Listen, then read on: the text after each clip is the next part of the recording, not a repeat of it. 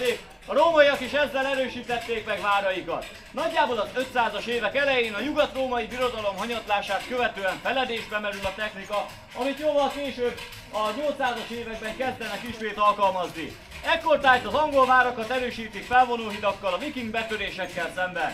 Magyarországon és Kelet-Európában viszont jóval később, az 1500-as évek második felétől kezdik használni ezt a technikát, főleg az erősödő török nyomás hatására. Amint látható, a tengely mellett egy sodrói kötél feszül meg, ez ilyenkor elkezdi felvonni az ellensúlyt, ezáltal ugyan megbontja a mérlegelvet és nehezebbé válik a híd felvonása, viszont szükséges ahhoz, hogy vissza tudjuk engedni a hidat függőleges helyzetéből, önerejéből ugyanis képtelen visszaereszkedni. Maga a felvonóhíd jelenleg 2 tonnás súlyú, erre egy 250 kg-os ellensúly van rákötve, azaz Balázs vitézünknek megvan a mai napi első edzés. Mondtam is, ő végzi a nehéz részét. Maga a híd általában zárt állapotban volt a várban, csak akkor engedték le, hogyha nagyobb lovas csapat vagy termény érkezett a várhoz. A várdép általában a kisebbik hidat, az úgynevezett csapóhidat vagy gyaloghidat használta közlekedésre, ez szintén felvonható volt egy kötél segítségével, viszont nem ellensúllyal működött. Ahogy a neve is mondja, csapóhíd, ha bent elengedték a kötelet, ez le tudott csapódni az érkezők előtt. A felvonóhidas kaputorony a vár legösszetettebb védműve, innen volt a legnehezebb a bejutás egy esetleges ostrom során. Hozzá kell tenni, hogy erőszakkal az 1440-es ostromot követően nem jutott el ellenfél eddig a kapuig.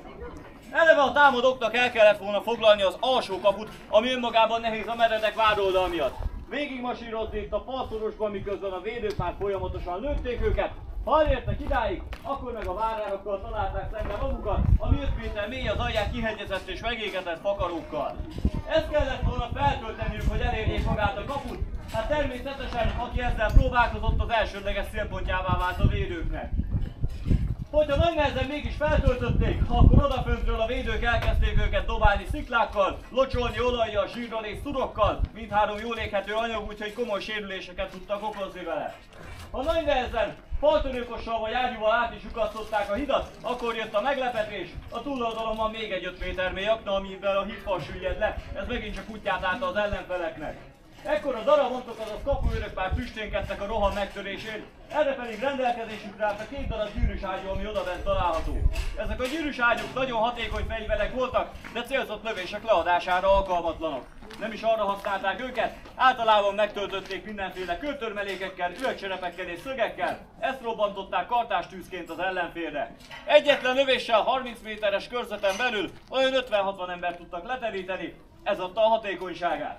Ha az ellenfél nagy nehezen mégis bejutott a kaputoronyba, akkor a túlsó boltéknél bezárták az ottani kaput, leengedtek egy rácsot, az ellenség tehát beszorult a kaputorony belsejébe. Hát ekkor az volt a teendő a védők számára, hogy az 1600-as évekig egy csapóajtó volt a mennyezeten. Ezt ha fölnyitották, onnan ismét teljes tűz alá tudták vonni a beszorult ellenséget, ezzel aztán jócskán megtizedelve a sorokat.